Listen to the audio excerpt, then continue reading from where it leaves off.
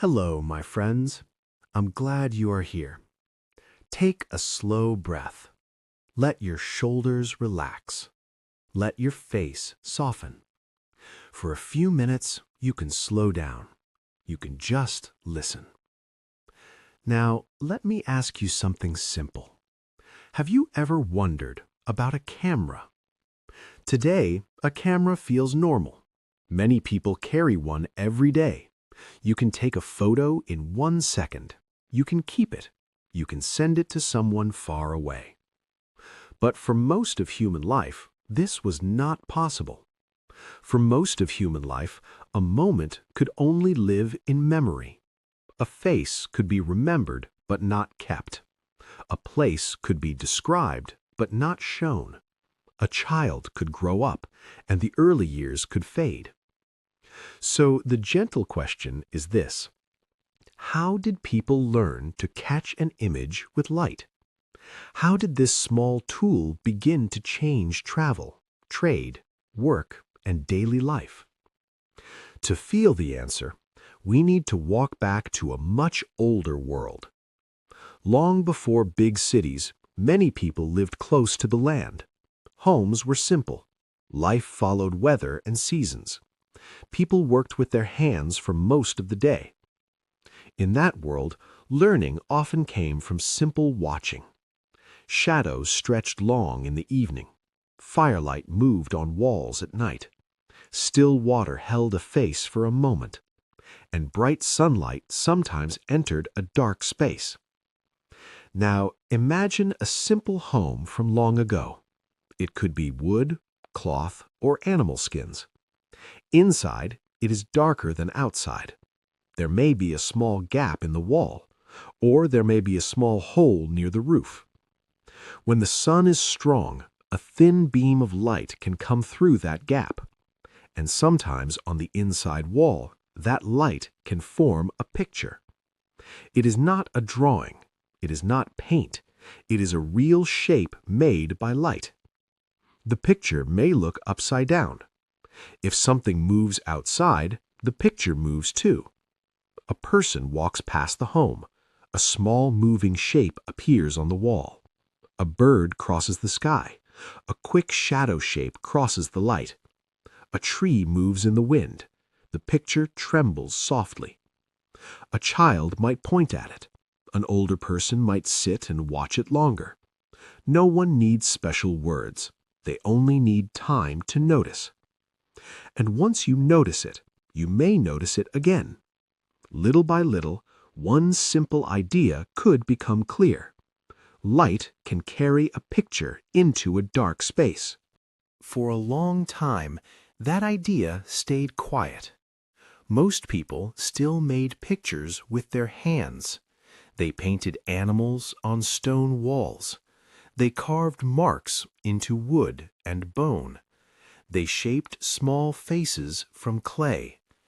These were not only decorations, they were ways to remember. They were ways to tell stories. They were ways to keep meaning close. But handmade images had limits. A careful picture took skill. A careful picture took time, and often it took money. So in many places, only a few people could keep careful images of themselves. Most people could not. Then villages grew into towns, and towns grew into cities. There were more roads, there were more boats, there were more markets, and there were more strangers. People traveled to sell and to buy. They carried useful things like salt, cloth, tools, grain, and spices. They also carried stories about what they saw. And along with goods, ideas traveled too. One person returns from a journey and describes a port. Another person describes a farm market. Someone describes a new building with strong beams. But words can change from mouth to mouth. Words can also be misunderstood. So people kept searching for clearer ways to show what they saw. The dark space picture became useful again. People began to build it on purpose. They made a simple box. They kept it mostly dark inside. They left one small opening. Only a little light came in. Inside the box, an image could appear on a surface. It could look clear and real. This helped careful work. An artist could study lines without guessing. A builder could copy a curve more accurately. Later, some makers tried glass. A small piece of glass could help the image look sharper. The idea stayed simple: darkness inside, a small opening for light, a picture forming quietly on a surface. Now imagine an artist in a small room. The window is covered, so the room stays dim. A box sits on a table. Light enters through a tiny opening. A street scene appears inside. The artist does not guess the roofline. They can see it. They follow the lines slowly. They draw the curve of a boat more carefully. This does not remove skill, but it supports skill. It also supports people who need accuracy for work. A builder can copy the shape of an arch. A map maker can sketch a coast with fewer mistakes. A traveler can show the shape of a harbor, not only talk about it.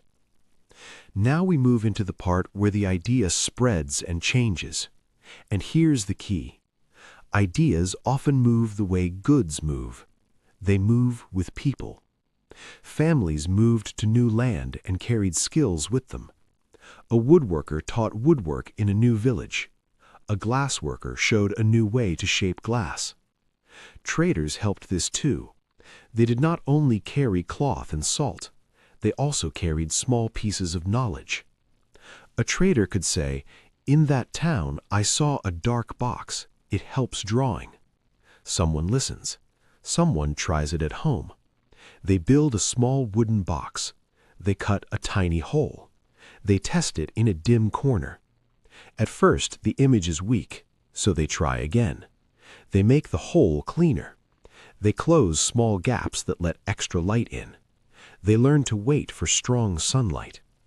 Slowly, the idea moves onward. It moves along roads, rivers, and sea routes. And when it reaches a busy town, it spreads faster. In one place, a glass worker tries a new piece of glass. In another place, a woodworker builds a tighter box. A tool maker makes small parts that fit better. Year after year, the dark box idea becomes less strange. It becomes more normal. It becomes more useful. And now we can see how it touches daily life. Picture a market table. A seller lays out cloth with patterns. A buyer looks closely. A careful image of a pattern can help the seller explain fast. Picture a port. Boats arrive. Goods are moved quickly. A simple image can help a traveler explain what they saw in another place. Picture a map. It might be drawn on cloth or on paper. A clearer drawing can save time on a long trip. So the camera idea was not only about art, it was also about work. But one big problem remained. The box could show an image. It could not keep the image. To keep it, people needed a surface that could hold the mark of light. In workshops, people tested materials every day. They worked with metals and dyes. They worked with oils and powders. They tried to make better cloth and better paint. They tried to make better tools for daily life. Imagine a small workshop near a window. On the table are jars. There are small pieces of metal. There is cloth hanging to dry. Hands move slowly. Someone mixes. Someone tests. Someone waits. In that practical work, people noticed something important. Some surfaces change when light touches them. Some become darker. Some fade. Some leave a trace. At first, this was trouble. A dyed cloth might change in the sun. A painted sign might fade on a street. But later, people began to think differently. If light can change a surface, maybe light can make a picture that stays. Slowly, the camera changed again. It was no longer only for showing an image to the eye. It could also help keep an image on a surface. And once people could keep images, life began to change in quiet ways. A family could keep the face of a loved one, not only a drawing, a real image. A traveler could keep the look of a distant place, the shape of a mountain, the line of a coastline. A shop could show what it sells without carrying the item across long roads. A buyer could look at the image and decide more easily. Images could move without the real person. Images could move without the real place. This helped trade. It helped learning. It helped news. Now we come to the harder chapter, calmly and clearly. When cameras first spread, they were not equal for everyone. Early cameras were costly. They needed careful work, so rich people used them first. A wealthy family could pay for a portrait photo. They could sit in good clothes, in good light, and keep that image. A poor worker often could not. If they had a photo at all, it might come later. It might not be for family pride. It might be for a file. Cameras were also used for records.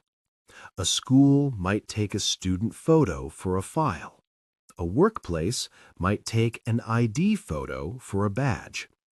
A government office might take a passport photo for travel papers. These photos are often useful, but they change one thing. A face becomes part of a record. Imagine a small office with a plain wall. A person sits on a chair. They are told, "Look here." They are told, "Do not move." The photo is taken.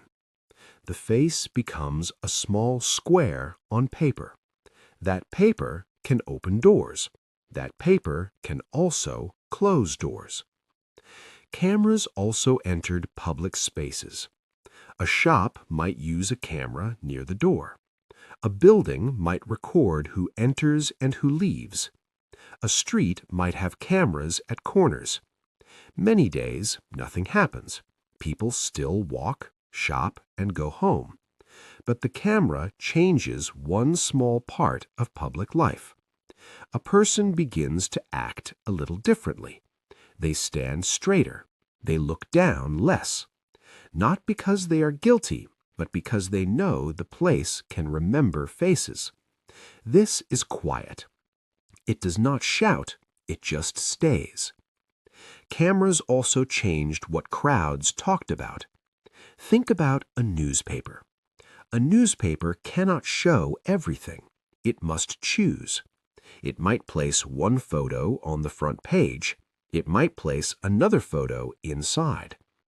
Many people see only the front page, so one picture becomes the picture of the day. A leader can also choose photos. They can choose a photo where they look calm and strong. They may not choose a photo where they look tired. A company can choose photos too. It can show the cleanest room. It can show the easiest part of the work. This is not magic. It is a simple choice. The camera shows what the person holding it decides to show. Now let's walk toward the modern world. As machines became stronger and faster, many parts of life changed. Cloth that once took many hands could be made in huge amounts.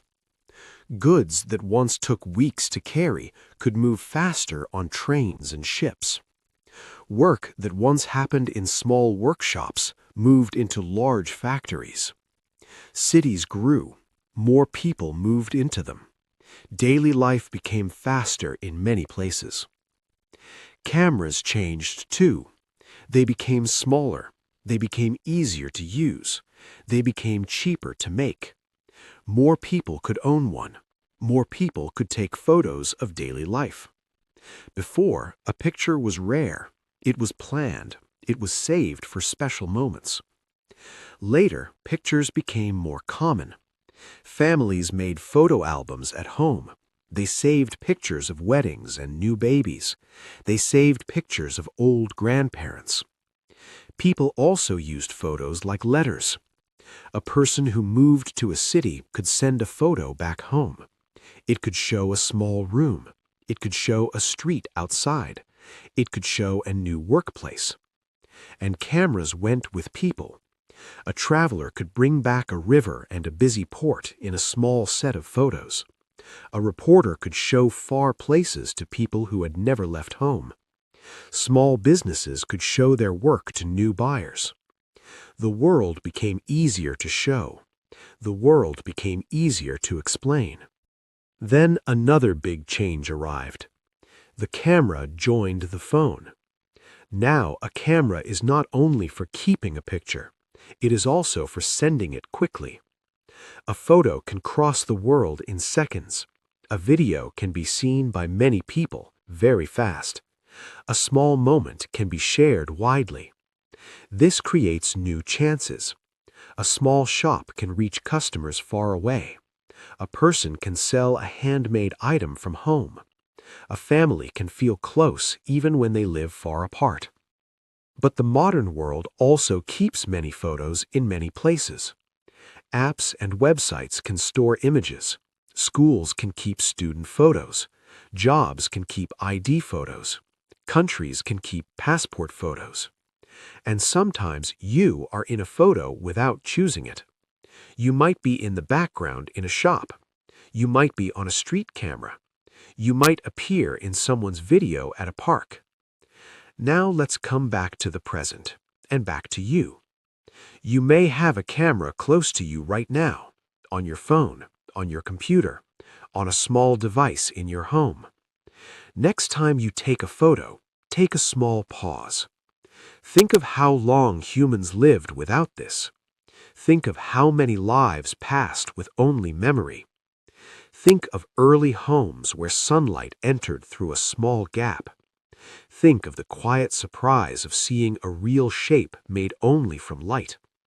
Think of travelers and merchants carrying ideas across roads and seas.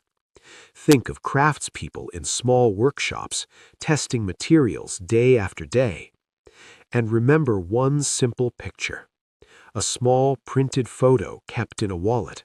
Its corners are soft from time. Someone carries it for years. They take it out for a moment. They look at it in quiet light. Then they put it back. From a thin beam of sunlight on a wall long ago to a small picture held in a hand today, the path is long and it is human. If you enjoyed this video, give it a big thumbs up. Share it with your friends and don't forget to subscribe for more videos.